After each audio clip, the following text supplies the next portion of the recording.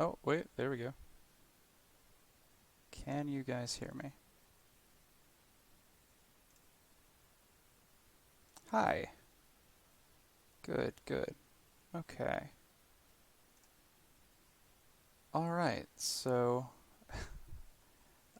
Thank you, Yoshi, for the wonderful picture to put up. Um, is it is it just you two? Because it's not showing me a view count. It'd be hilarious if it was just the two of you.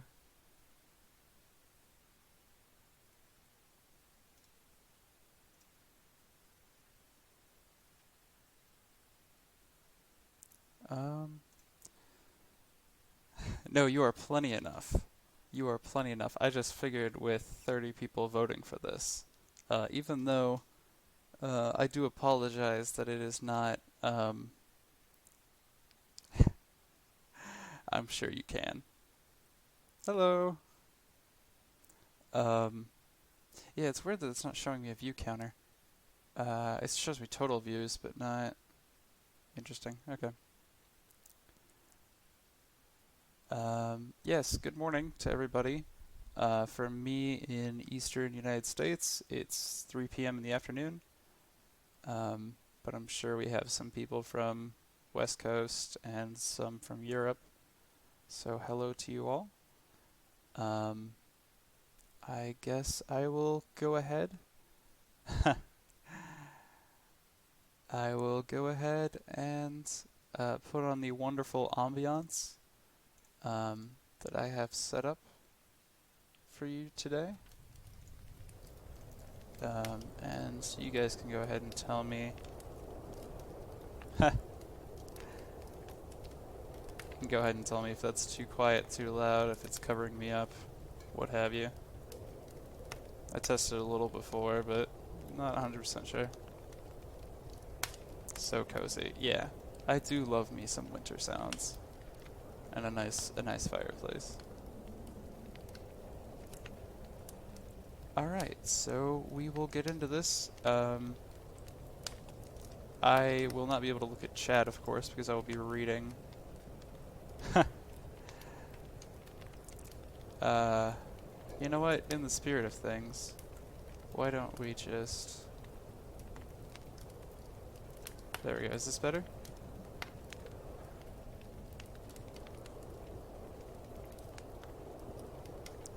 I will change it back for you, Yoshi. But okay. All right. So the story of the Pied Piper. Pied Piper of Hamelin. Once upon a time, there was a town called Hamelin. Hamelin was a prosperous town. It was a port town on the river Weser, which, by the way, I've learned a little bit of German in my days. Please excuse me for the German pronunciations. Barges full of corn would come down the river Weser and unload at Hamelin. There were silos full of corn in Hamelin. Barges full of wheat would come up the river Weser and unload at Hamelin. There were silos full of wheat in Hamelin. With the silos full of corn and wheat came mills for grinding the corn and wheat, bakeries for baking bread and cakes, shops for selling the bread and cakes, and of course people for eating the bread and cakes. The people were so prosperous and busy loading and unloading, milling, baking, and eating, that they didn't notice all the litter and rubbish that was accumulating in the streets. And of course, with rubbish came the rats. There were rats everywhere in Hamelin. Rats in the corn silos, rats in the wheat silos, rats in the bakeries, rats in the shops, rats in the streets, and rats in the houses. The rats bred and grew and grew and bred, and soon there were so many rats that life became quite miserable for the citizens of Hamelin. They couldn't bake a cake, take a bath, or sleep in their beds without the rats joining in too. The rats even nibbled on the ears of babies sleeping in their cots. Something had to be done. The people of Hamelin made their way to the town square and knocked on the big brass doors on the town hall and demanded to know what the Lord Mayor was doing about the rats. The Lord Mayor appeared on the balcony in his black robes and gold chains and made a speech. Good citizens of Hamelin, you may rest assured that What needs to be done is being done. Don't you worry about that. The good citizens of Hamelin weren't too sure about that, but they went home to their houses to see what could be done. But nothing was done. There was just as much rubbish in the streets, and just as many rats in the mills, the bakeries, the shops, and the houses. In fact, there were more rats. The rats kept growing and breeding and breeding and growing and eating and eating and eating. They ate anything they could get their teeth on. Nothing or no one was safe from the rats. The people were angry and marched to the town square and pounded on the big brass doors, demanding to know exactly what the Lord Mayor was going to do. When no Lord Mayor appeared at the balcony, the people started to chant, "No rats! No rats!" Finally, the Lord Mayor appeared on the balcony in his black robes and gold chains and announced somewhat nervously that he had a definite plan of action. Good citizens of Hamelin, you will be pleased to know that I, the Lord Mayor, have given orders that a large hole in the ground will be dug on the outskirts of Hamelin, and into the hole will be swept all of the rubbish in the streets, and all of the rats can be found and killed. Soon Hamelin will be clean and clear of rats. Soon the large hole in the ground was full of stinking rubbish and the bodies of dead rats, and hurriedly covered over with dirt. But it was not enough that there were too many rats in too many hiding places all over the town, and too much food for them in the silos and bakeries and shops and houses, and they grew and bred and grew just as fast as before. And now with the rats came a plague of fleas, and with the fleas came a strange sickness. Some children and old people had already died. A plague was on Hamelin.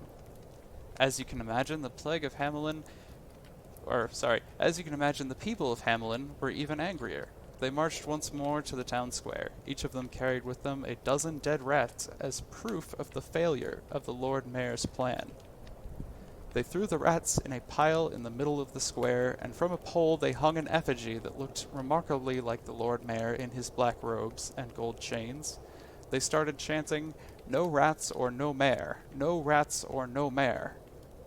When the Lord Mayor did come out of his balcony, he was surrounded by his councillors, and announced rather nervously that the council had, in view of the rather desperate situation, agreed to offer a magnificent reward of 1,000 gold guilders to any person who could rid the town of rats. The very next day, a stranger appeared in Hamelin. He was different to everyone else. His clothes were colorful and seemed to come from many different places. He wore a hat covered with feathers and shells and bones. From a long scarf hung a silver pipe. The stranger followed the carts up from the port, and he saw silos full of corn, and the silos full of wheat, and the mills and bakeries and shops and houses and people and rubbish, and of course the rats. He walked quietly to the town square and knocked on the big brass doors of the town hall. He told the mayor and his councillors that for 1,000 gold guilders he could rid Hamelin of the rats that infested it. The mayor enthusiastically agreed, and the Pied Piper stepped outside. He stood in the square and looked quietly around. He took a deep breath and blew a note on his silver pipe that spoke to the rats of far-off places, of woods and forests and rocks and mountains. He blew another note that spoke to the rats of foxes and wolves and hawks and eagles. He blew a third note, and all of the rats in Hamelin started to scurry toward the Pied Piper. They scurried out of doors, out of windows, out of drains, and out of holes. They scurried down the lanes and streets towards the square. Now the Pied Piper started to play a dancing tune, and he danced out of the square, and the rats followed along behind. They moved out of the town and towards the port. At the riverside, the piper stopped, and he placed just one toe in the water, and as he continued playing, the rats continued dancing across the waves and into the river.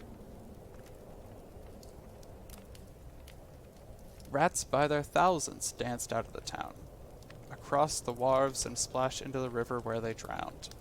When the last one had disappeared beneath the waters of the Weser, the Pied Piper stopped. He stood quietly, looking at the water for a while, and then turned and walked back to the town square. The good people of Hamelin were celebrating the victory against the rats. At last they were free of the pestilence. The Lord Mayor and all of his councillors were up on their balconies slapping each other on the back and making speeches. The Pied Piper waited for a quiet space, and then asked for his 1,000 gold guilders. The mayor called out so that everyone could hear, "1,000 gold guilders! How could you have possibly earned 1,000 guilders? Why, everyone saw how, while the rats were drowning themselves in the river, all you did was dance about and play on that silly little pipe of yours. Here, be satisfied with 40 guilders, and think yourself lucky at that." To the shame of the people of Hamelin, they agreed with their mayor and laughed at the Pied Piper as he quietly walked out of the town. The next day was a religious feast, and all of the adults were in the church as he walked back into the town. He stood quietly for a while in town square, and they took a breath and played a note that spoke to the children of faraway places, clean air and sparkling rivers. He blew another note that spoke to the children of fun and games and whales and dolphins and bright-colored parrots. He blew a third note, and all of the children started to run and jump and skip out of the houses toward the town square. As they ran and jumped and skipped towards him, the Pied Piper started to dance out of the square towards the port. The adults in the church had heard all of the children go past, and they rushed out of the church to see what was happening. They called out to the children to stop and to come back, but it was like they could no longer hear their parents' voices. The parents were relieved when they saw the Pied Piper turn away from the river and dance with the children towards the mountain. Their relief turned to horror when a small door appeared in the side of the mountain, and first the Pied Piper and the children started to run and jump and skip inside. The parents ran up to stop them, but it was too late. All of the children, bar one boy who was hopping along on crutches and couldn't keep up, disappeared inside the mountain, and the small door slammed shut so tightly no one could tell exactly where it had been. The people raced up with shovels and picks and started furiously digging holes in the mountainside, but it was all to no avail. The small boy on crutches tried to tell them of the sounds of faraway places, clean air and sparkling rivers, and fun and games, and whales and dolphins and bright-colored parrots, but no one seemed to be able to hear him. In time, the people got over their shock, and life started to go on again. Barges full of corn came down the River Vesser and unloaded at Hamelin. Soon there were silos full of corn once again in Hamelin. Barges full of wheat came up the River Vesser and unloaded at Hamelin. There were silos full of wheat once again in Hamelin. But they never forgot the Pied Piper, and they always paid their debts in full and on time. And that is the story of the Pied Piper. It's a bit short. Thank you, Crank. A bit short, but I think it was definitely longer than the Lorax. So you got more out of me than what you would have. And again, I do apologize. Thank you, Yoshi. I got extra Lorax. This is not even close to the Lorax. But yeah, I forget who it was that brought it up to me. Somebody brought it up and said that there was concerns over copyright issues, and oh, thank you. And I'm gonna say this and I'm gonna get it wrong. Gilthorax mentioned to me that it might not be a good idea, and I talked with Rob. He mentioned you as well.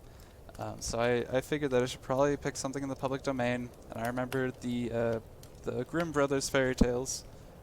So I took a look through there, and I saw this, and I remembered how much I liked it, so I figured I would share it with y'all. So because that was so short, it's been like 15 minutes, I don't want to get you guys here for nothing. Do you have any questions that you want to ask, just kind of while I'm here? No. No, OCT31 RevGen, I'm not going to read a phone book. I don't want to do that. You don't want me to do that. No one wants that to happen.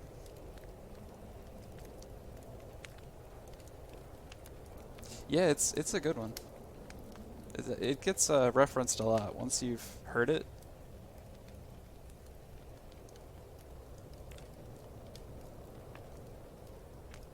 Tell us a story.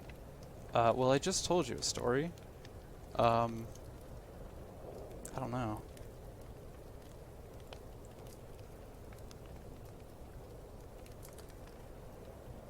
Any other questions for me while I'm here? I can take a few questions if you want. Another one from the Grimm brothers. How close are we to the progress boards? You know, I was... Say you told us some spoilers. Well, I mean, what is there to spoil? The game is already out. I mean, you already have the game in your hands. There's nothing to... Thank you. Thank you, Eve9501. Yes, the Pied Piper is in Shrek. I think it's Shrek 2. We didn't get the progress... A story about the Chickens. Very angry mountain. Yeah, the progress board, I thought, was already... I thought it was supposed to be out by now, but apparently something has happened, and I don't know. We have an internal progress board, but it would take some modifying to make sure it is safe for consumption. When will we see all the Bork emotes on Discord? I think those are planned to be put in. It's Melotine that made those, so big thank you to them. I actually thought they were all already in there, but I guess they're not. The reading. Well, you guys are very welcome, and thank you so much for coming. This backdrop. Yes, thank you very much to Yoshi. How is your Auburn doing? She's doing good. She's taking a nap right now. She was a bit squeaky earlier. She likes to play a fun game with deciding that if people aren't paying enough attention to her, she pretends like she has to go to the bathroom, and then we take her, and then she just sort of lays and rolls around in the grass. So she was doing that quite a few. How is Sophie doing now that she's had a few days away from Rob? She's probably forgotten about Rob until she sees him again, and then she'll smell him and she'll remember and she'll freak out. You actually use the fireplace? Yeah, of course I used the fireplace music. It was a really good idea, and I threw some heavy snowstorm sounds on top of that to add a little extra dimension. So a whole generation is gone and they just go back to normal life. I mean, I guess.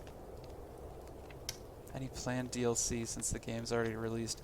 You know, we are actually thinking about releasing a DLC for this game in, like, I don't know, maybe like 3 years. We want you guys to get a good amount of enjoyment out of it right now, because you know there is a lot of content in the base game already. Rain Runner DLC. That's up to Rob, honestly. You know, the original idea was actually... thank you. The original idea was actually, I think, to put Kindred Fates characters in Rain Runner, but it would have been too much of a use of resources. Any chance at getting early access to the DLC? Well, maybe, yeah, depending on how much... Yeah, small limited DLC in August for a select few individuals. Which, August is still definitely a plus or minus on that. When are you hosting drawing stream? With tutorials on Angry Mountains, I would love to watch. Well, if you saw the last stream, which I'm assuming you did, I feel like that's enough of a tutorial. Can I be one of the select few? I don't have the predetermined list in front of me. There is a predetermined list. Yeah, I do really want to do Jackbox again. That was really good. And maybe with some people other than just team members. Or Angry Mountains. Yeah, I think Quiplash was really good. So of the things we did on that stream, what did you guys enjoy the most? Did you enjoy... Well, we did 3 different things. There was Chicken Horse, Quiplash, and the Drawful. You guys have to. I missed it. I think it's still on Twitch. You might be able to still watch it. I thought I have things set up so that I think the recordings are available like a month later. You think the first was the best? I personally enjoyed the first the best. I thought it gave us the most opportunity. They are still on Twitch. Yeah, yeah, I figured. Yeah, pretty good, but all the stream is pretty epic. Not the same as live. Yeah, I think we all really enjoyed that. So I definitely would like to do another one. We've talked about doing it every month, but you know, that remains to be seen. So I guess if I can't get, you know, like Rob and Tori, I can probably get Wicket on a regular basis, and maybe like a guest or a mod or something. I don't know. We need to get you on the next one. Oh yeah. Maybe let us try and jump in with you guys. Yeah, I mean that's another possibility too. We had it set to audience only, just for the first time, but that's definitely a possibility. Especially with Quiplash, it's a little bit easier than with Drawful. Drawful, you gotta kind of be a little bit more careful. Community check both. Yeah, I mean that's, to be honest, it's kind of what I wanted to do, but Rob was trying to be cautious. Game releasing today. Thank you. It was a hard few weeks. When's the next book reading? Hopefully never. Realistically, like tomorrow, knowing you guys.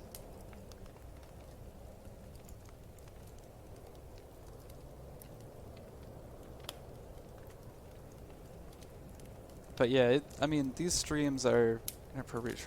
Yeah. How many votes do we need from a book reading it? You know, I've learned my lesson. I'm going to say at least 10 followed by that many zeros for a phone book reading. So what is that, like 10 million? Yeah. If you can get 10 million updates on a Discord message, I will read the entirety of a phone book. If you can get 10 million.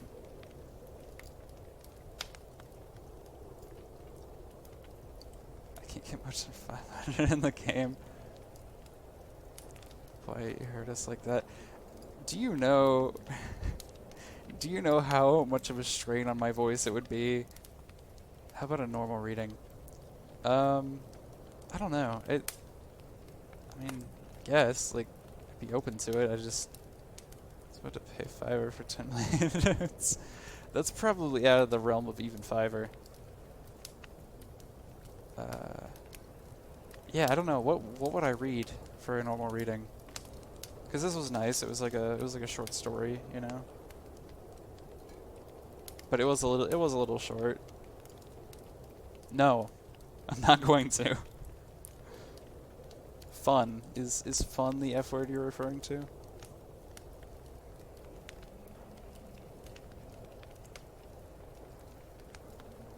I'm down for anything.